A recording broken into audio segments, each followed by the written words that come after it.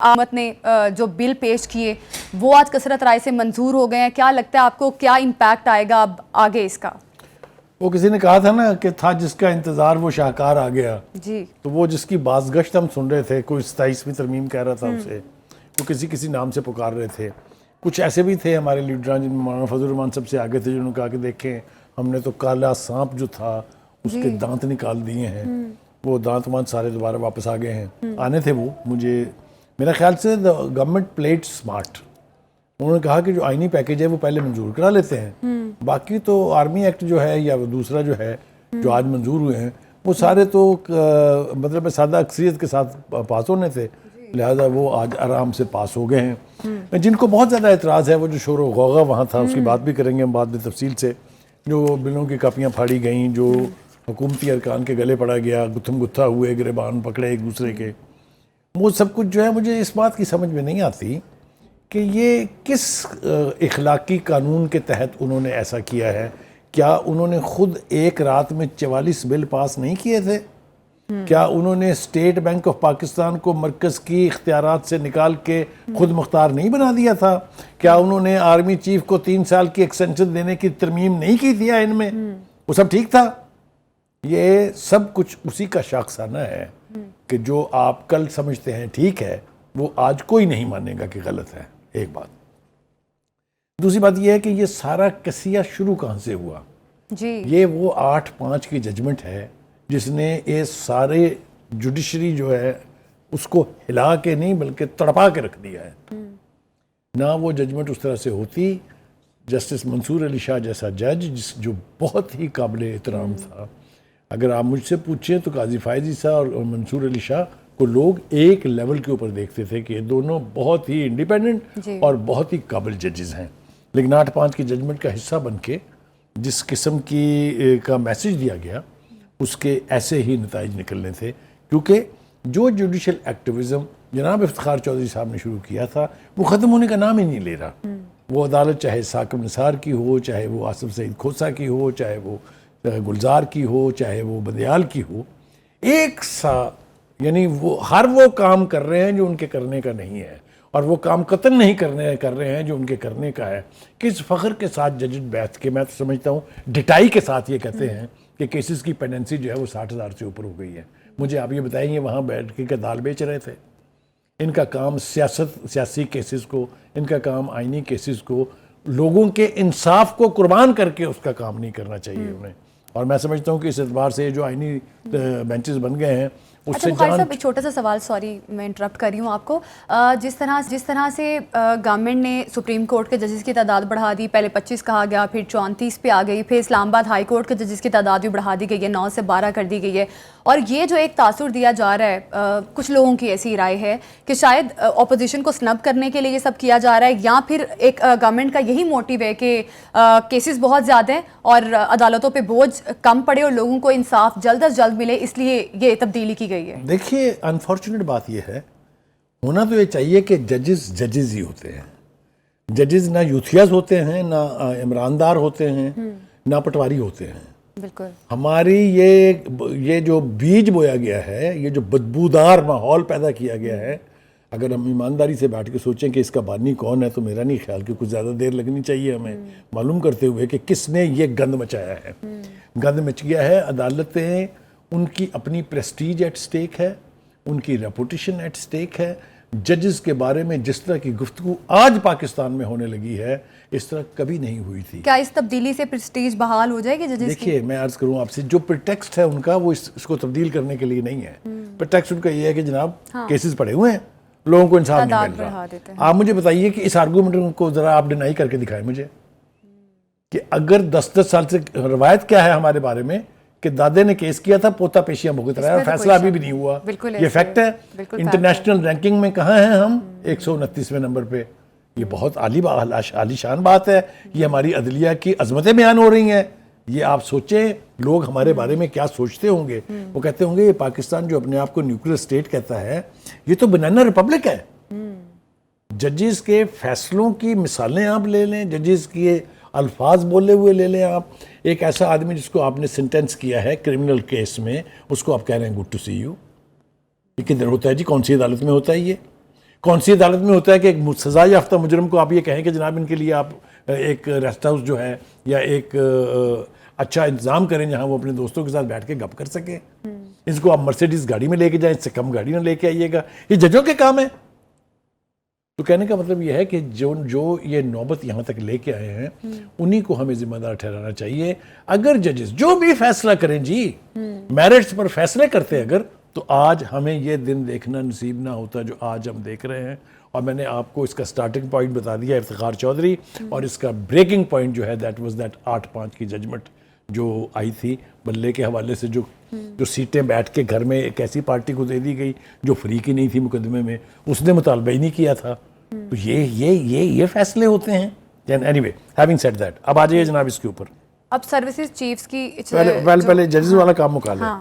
دیکھیں supreme court کے ججز کی تعداد پہلے ہم نے سنا تھا کہ جی 17 سے 23 ہو رہی ہے. بالکل. پھر کسی نے کہا کہ جی 25 ہو رہی ہے, دوپہر تک 25 تھی. اور پھر بائی دا ٹائم بل پیش ہوا تو پتہ چلا 34 ہو گئی ہے. اب یہ کیا انقلاب آیا ہے, یہ تعداد اتنی زیادہ کیسے ہو گئی ہے. لیکن پریٹیکسٹ میں نے آپ کو بتا دیا ہے کہ اگر پریٹیکسٹ یہ ہے کہ مقدمات کے فیصلے جلد ہونے چاہیے, کوئی آدمی اس کو گرج نہیں کر سکتا. یہی حال ہائی کورٹ میں از ایون ورسٹ. وہاں کی تعداد بھی 9 سے بڑھا کے 12 کر دی گئی ہے. اور دوسری بات, اگر آپ لوور کورٹ میں چلے جائیں تو بیان سے باہر ہے جو کچھ صورتحال وہاں پر ہے جو لوگ فیس کرتے ہیں. کسی کو فرد کی کاپی لینی ہو تو اس کو کیا ذلت اٹھانی پڑتی ہے, یہ ایک الگ معاملہ ہے. تو لوور کورٹس کی کرپشن, لوور کورٹ کی انیفیشنسی, اس کو تو آپ چھوڑ دیں. ہم تو اس وقت بات کر رہے ہیں سپیریئر جوڈیشری کی, جس میں ہائی کورٹس اور سپریم کورٹس آتی ہیں. ایک بات تو یہ ہوگی. اب آ جائیے جناب اگلی طرف بڑھتے ہیں. ایک اور بھی اس کے اندر یعنی قانون کے حوالے سے ہی ہے, وہ ہے پروسیجر پریکٹس اینڈ پروسیجر جو بل تھا, اس کے اندر بھی ایک ہلکی سی ترمیم آئی ہے. کہا یہ جا رہا ہے کہ وہ جو کمیٹی ہے ججز کی جو اب مقدمے ایلوکیٹ کرے گی, بتائے گی کون جج کیا سنے گا, اس کی تعداد بھی 3 سے بڑھا کے 5 کی جا رہی ہے. یہ شنید ہے, ابھی تک اس کا واضح اشارہ نہیں ملا ہے اس امینڈمنٹ میں, لیکن بائی دا ٹائم یہ ڈیٹیلز آئیں گی تو میرے خیال سے یہ بھی واضح ہو جائے گا. اب آ جائیے جناب سروسز چیف کا, جو میرے خیال سے بہت سینسٹیو, بہت خوفناک معاملہ ہے. آپ مجھے یہ بتائیے کہ کس قانون کے تحت ہم نے ایک آرمی چیف کا ٹینیور 3 سال کی توسیع دے کے 6 سال کر دیا. ماضی کی تاریخ یہ ہے کہ 1 سال کی ایکسٹینشن ایک وقت میں ہو سکتی ہے. اگر وار لگ گئی ہے, اگر ایمرجنسی ہے, اگر وبا پھوٹ پڑی ہے, تو پھر آپ 1 سال کی ایکسٹینشن اور دے سکتے ہیں. یہ روایت بھی تھی اور یہ ٹریڈیشن جو ہے یہ چلی آ رہی تھی. اس کو آپ نے یکا یک ایک اپنی مرضی کا آرمی چیف لا کے اس کو کہا کہ لے بابا تو اب 6 سال کے لیے تجھے ہلا نہیں سکتا کوئی. جب آپ ابتدا ایسی کریں گے تو پھر انتہا یہی ہوگی نا. انہوں نے کہا بھائی بجائے اس کے کہ ہر 3 سال کے بعد ہم ایکسٹینشن دیں, ہم ان کا ٹینیور ہی کیوں نہ 5 سال کا کر دیں. لیکن اس کا ایک جو بڑا امپورٹنٹ آسپیکٹ ہے اس کا ذکر کرنا ضروری ہے. پہلے یہ ساری فیورز یا یہ ساری پریویلیجز جو ہیں یہ صرف آرمی چیف کی ہوتی تھی. اب انہوں نے کہا نہیں بھائی صاحب, اب ایئر فورس کا چیف بھی 5 سال کے لیے ہوگا اور نیوی کا چیف بھی 5 سال کے لیے ہوگا. تو اس کو بھی آپ جس طرح مرضی ریزسٹ کریں, آپ نے جو رواج ڈالا تھا اسی طرح سے آج انہوں نے بل پاس کرا لیے ہیں. ہنگامہ بھی ہوتا رہا, کانوں پڑی آواز سنائی نہیں دے رہی تھی, وہ ہیڈ فونز لگائے ہوئے تھے جناب ڈیفنس منسٹر صاحب نے بھی اور اسپیکر صاحب نے بھی, اور دھڑا دھڑ ayes have it, ayes have it, ayes have it. That's how it is. جب آپ بلڈوز کرنے پر آ جائیں, جب پریسیڈنٹ موجود ہو تو پھر اسی طریقے سے لیجسلیشن ہوتی ہے. اب آ جائیں جناب ایک اور بات جو اب یہ رواج جنہوں نے ڈالا تھا اب بھی اسی سرکل میں چل رہے ہیں ہم, تو پھر تو یہ پریزیڈنٹ سیٹ ہو گیا نا, تو پھر کہاں بریک کہاں لگے گی اور کہاں بریک ہوگا. آپ مجھے ایک مختصر سی بات بتائیں کہ آپ میرے تھپڑ مار دیں ایک, اور جواب میں بھی آپ کے تھپڑ مار دوں, کریں فیصلہ مظلوم کون ہے؟ کوئی بھی نہیں ہے. لیکن جس نے پہل کی ہے وہ ہے نا. دونوں نے بدلہ تو لے لیا نا, وہی نا, برابری کر دی تو جرم ایک سا ہے, لیکن انیشیٹ جس نے کیا ہے اصل مجرم وہ ہے. ٹھیک ہو گیا. اس لیے اینی وے چلیے جی اس کے اوپر جناب ابھی ریئیکشن جو ہے ابھی تو بہت سارے آئیں گے, کیونکہ ابھی یہ بل جو ہے سینٹ میں جانا ہے اور سینٹ کا اجلاس بھی شروع ہو گیا ہوا تھا. ہم دیکھیں شاید ہمارے ہوتے ہی وہ, کیونکہ جس برق رفتاری سے یہ پاس ہوا ہے, اگر اسی برق رفتاری سے وہاں بھی ہوگا تو میرا نہیں خیال کہ زیادہ دیر اس کے لیے لگے گی. بخاری صاحب ایک اور چھوٹا سا سوال ہے میرا آپ سے. اب یہ جو بہت بڑے بل ہی کہہ سکتے ہیں، بہت بڑے بڑے بل پیش کر دیے گئے ہیں، منظوری بھی ہو گئی ہے. اب آپ کو کیا لگتا ہے سیاسی امپیکٹ کیا ہوگا اس کا؟ جس طرح سے آج اپوزیشن نے شور شرابہ کیا، ایون ہاتھا پائی بھی ہوئی ہے، یہاں تک باتیں پہنچ گئی ہیں، تو اب آپ کو کیا لگتا ہے سیاسی مخالفین ہیں وہ اس کو آسانی سے ڈائجسٹ کر سکیں گے؟ دیکھیے، ایک تو یہ ہوتا ہے کہ جب آپ بل پاس کر لیتے ہیں اندر، تو باہر آ کے ایک پریس کانفرنس کی جاتی ہے. وہ تو کر لی بیرسٹر گور صاحب نے. ایک پریس کانفرنس مولانا فضل الرحمان صاحب نے بھی کر دی، اس کا بھی ذکر ہم کریں گے ہلکا سا، کیونکہ انہوں نے بہت زیادہ اس کے اوپر نہیں بولے ہیں. وہ ان سے بھی یہ کہا ہے کہ دیکھیں جی 26ویں ترمیم آپ نے کی تھی، ابھی تو اس کی سیاہی بھی خشک نہیں ہوئی تھی، تو آپ یہ دوسرا تماشا لے آئے ہیں. مطلب ان کا بڑا گارڈڈ ریئیکشن ہے. وہ یہ کہہ رہے ہیں کہ ہم توقع یہ کرتے ہیں کہ یہ جمہوری تقاضوں کے اور آئینی تقاضوں کے اندر رہ کے کام کریں گے، ان سے باہر نہیں جائیں گے. لیکن یہ توقع کی جا سکتی ہے کہ مولانا اس کے اوپر کافی بٹرنس کا مظاہرہ کریں گے جب وہ صرف اس اوپر بولیں گے. بالکل. بخیر صاحب، مولانا کی بات سے ایک اور سوال ہے. اب 26ویں آئینی ترمیم کچھ ابھی زیادہ وقت نہیں گزرا اس کو پاس ہوئے ہوئے، اب یہ جو نئے بل پاس کروا لیے گئے ہیں قومی اسمبلی سے، تو بخاری صاحب آپ کو کیا لگتا ہے کہ یہ بالکل حکومت کی طرف سے یہ صحیح سٹیپ ہے، بجائے اس کے کہ پہلے 26ویں آئینی ترمیم کو لے کر چلتے اور پھر آہستہ آہستہ باقی مزید اپنے ترامیم کرتے لاء میں بھی اور مزید پالیسیز بناتے؟ ڈو یو تھنک کہ یہ درست فیصلہ حکومت نے کیا ہے کہ 26ویں آئینی ترمیم کے فوراً بعد یہ بلز پیش کر کے ان کی منظوری کروا لیں؟ وہ ایک پرووربیل سیئنگ ہے، strike when the iron is hot.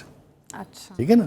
لوہا گرم تھا اس لیے کہ جو شور و غگا اسمبلی میں ہوا، جو کچھ ہماری جوڈیشری میں ہوا، اس سب کچھ کا تقاضا یہ تھا کہ فٹافٹ فٹافٹ فٹافٹ جب تک آپ اس پوزیشن میں ہیں کہ بل پاس کر سکیں آپ کر لیں. میں سمجھتا ہوں the government has played smart. انہوں نے آف گارڈ پکڑا ہے، کیونکہ کل تک بھی ہم نے اس کے بارے میں کچھ نہیں سنا تھا کہ صبح کیا ہونے والا ہے. So everybody has been caught by a surprise. ٹھیک ہے جی. تو یہ اسٹریٹجی آپ کہہ سکتے ہیں ان کی. یہ بھی ہو گیا جناب. دوسری بات یہ ہے کہ اب دیکھیے جوڈیشل کمیشن کی بات ہو رہی ہے بہت زیادہ. جوڈیشل کمیشن کے اندر بھی صورتحال جو ہے وہ میرے خیال سے ناظرین کو پہلے بھی ہم بتا چکے ہیں، لیکن تھوڑا سا ہم اس کو ذرا اور تفصیل سے بتا دیتے ہیں کہ 13 کل سیٹیں ہوں گی جی جوڈیشل کمیشن کی. اس کے اندر جو ہے ابھی اس وقت 12 ہیں، کیونکہ 13واں اس میں وہ بنے گا جو آئینی بینچ کا سربراہ ہوگا. ٹھیک ہے جی. ایک تو یہ کہ اس میں 4 سپریم کورٹ کے ججز ہیں. ٹھیک ہے. 2 حکومت کے نمائندے ہیں اور 2 ہی اپوزیشن کے نمائندے ہیں. وزیر قانون ہے، اٹارنی جنرل ہے، اور ایک اقلیتی جو ہے رکن ہے وہ اس کو نامینیٹ ہو گئی ہیں، اور ایک بار کا نمائندہ ہوگا. تو یہ 12 اس وقت ہیں، 13 ہونے ہیں، یہ 13 ہو جائیں گے، اور بظاہر لگ رہا ہے کہ اس کے اندر اکثریت جو ہے وہ حکومت کی. اچھا. تو یہ صورتحال ہے جی. اب آگے چلتے ہیں جناب. یہ کل تک میرے خیال سے اس کے اوپر صورتحال اور واضح ہو جائے گی. ایک تو تفصیلات ان بلوں کی سامنے آ جائیں گی، اپوزیشن کیسے ریئیکٹ کرنے جا رہی ہے. کل کے اجلاس میں مزید تفصیلات بھی ان بلوں کی سامنے آ جائے گی، اور آئینی بینچز کے حوالے سے بھی مزید آگے کیا پیش رفت ہوتی ہے اس کو بھی پروگرام میں ہم بتائیں گے.